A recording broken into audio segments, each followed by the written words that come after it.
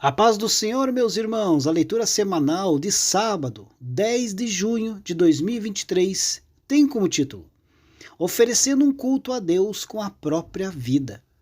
O texto bíblico encontra-se na carta de Paulo aos Romanos, capítulo 12, versículo 1, que diz assim: Rogo-vos, pois, irmãos, pela compaixão de Deus, que apresenteis o vosso corpo em sacrifício vivo, santo e agradável a Deus, que é o vosso culto racional. Queridos, a que se refere, o culto racional?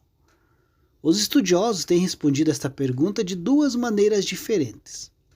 Uma parte deles diz que, ao falar do culto racional, o apóstolo Paulo tem em mente o culto público, ou seja, o tipo de culto que é oferecido a Deus quando nos reunimos como uma comunidade cristã.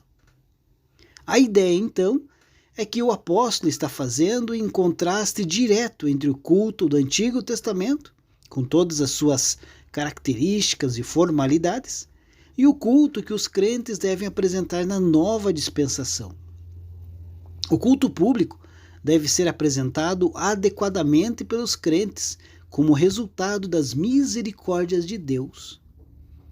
Outra parte dos estudiosos diz que, ao falar do culto racional na carta aos Romanos, o apóstolo Paulo tem em mente a própria vida do crente como um culto diário ao Senhor. Nesse caso, também se reconhece que Paulo contrasta a ideia do culto espiritual sacerdotal do Antigo Testamento com a adoração dos crentes do Novo Testamento. Mas ele faz isso enfocando as implicações práticas no dia a dia do cristão. Em outras palavras, o apóstolo Paulo estaria falando de viver em novidade de vida, de cultuar a Deus com toda a inteireza de nosso ser, adorando-o em todas as áreas de nossas vidas. Falando sobre isso, John Stott explica que o culto racional não é para ser prestado nas cortes do templo ou no edifício da igreja, mas sim na vida do lar e no mercado de trabalho. É a apresentação dos nossos corpos a Deus.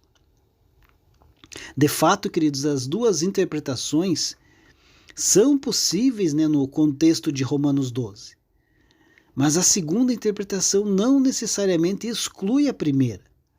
Se o culto racional é a consagração do nosso corpo ao Senhor diariamente, ele também inclui o culto público, visto que reunir-se com a comunidade dos santos para cultuar a Deus publicamente é uma atividade que faz parte do dia a dia do verdadeiro cristão. W. Irbes diz que cada dia é uma experiência de adoração a Deus. Deus abençoe a sua vida e um ótimo final de semana a todos.